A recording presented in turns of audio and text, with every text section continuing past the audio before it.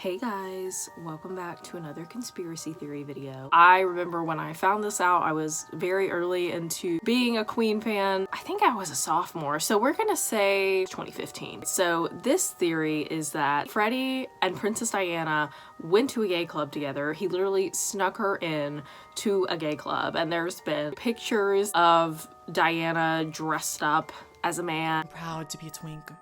Thank you, hallelujah.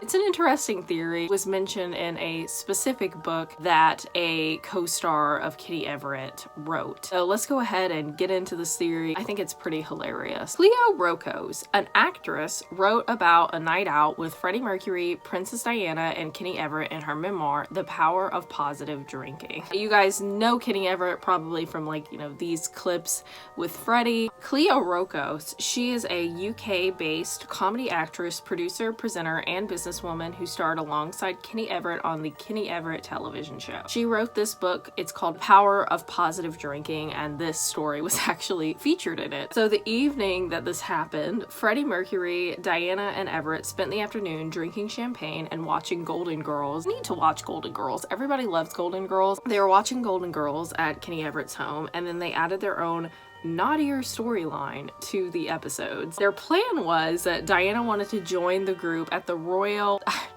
I can't speak. It was a tavern, and it's a well-known gay bar in that area. However, her friends were concerned about the plan because Diana was very famous and the outing could be controversial. I don't care. I'm great. The disguise. Freddie Mercury smuggled Diana into the bar disguised as a man. Rocos wrote that in the dim light, they thought Diana might pass for an eccentrically dressed gay male model. I mean, this is what we're going off of. I mean, she kind of pulled it off. The experience. People seemed to ignore Diana, and she sort of disappeared. Diana loved it, and her and Mercury giggled. People shouting, it's all in the best possible taste. I bet you've only got to open your... How on earth are we going to smuggle the most famous woman in the world into the maddest gay bar in London without anyone knowing it's her?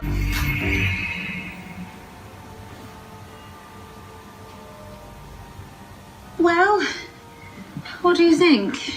Well, I prefer him a little butcher myself, but you do make an awfully pretty boy. Now try the voice. I'm Jeremy. Pleased to meet you. Rocos claims that one night she, Freddie Mercury, and the princess were all hanging out with the British comedy actor Kenny Everett. They had all been drinking and watching episodes of The Golden Girls on mute, making up their own lines as it went along. Mercury, Everett, and Rocos were just having too much fun, and they didn't want the night to end. The plan was to continue their get-together at a gay bar called Royal Vauxhall Tavern. But they were both shocked when Diana requested to tag along. So many magazines were coming out with it, and I know just because you read it in a magazine, this was like a wholesome one, it's not like a bad one. This was a wholesome, rumor. I actually haven't read this book. I'm sure you could probably find it online. I'm sure it's pretty funny because Kitty Everett and them seemed pretty hilarious people. I might have to check it out one day. So since this theory was kind of short, I am gonna share one more thing, but let me just say I have mostly a hate relationship with Reddit, but sometimes Reddit can actually be somewhat amusing and normal, but there's also a lot of weirdos on Reddit, so you have to watch out. Also, my cat Mishka's taking a spooky dookie. Take your spooky dookie, queen. You know that TikTok where it's like, what is it? Spooky dookie and Spirit Halloween? I forget how it goes.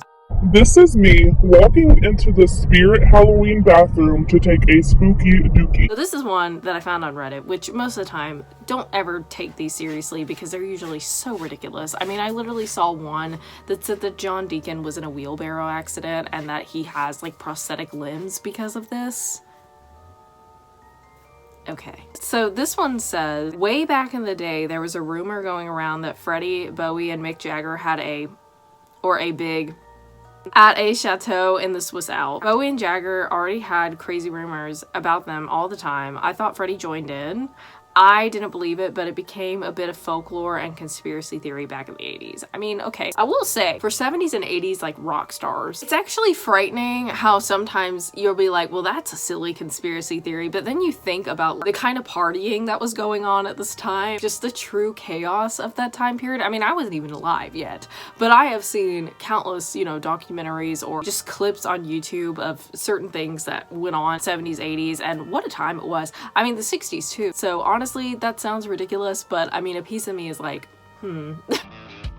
On the song Rocket Queen from Guns N' Roses' classic debut album, Appetite for Destruction, you can supposedly hear the dulcet sounds of frontman Axl Rose romancing Adriana Smith, an exotic dancer who was dating drummer Steve Adler at the time. According to engineer Steve Thompson, this is totally true. The life of a rock star back then was just crazy. I mean, have we seen Freddie's parties?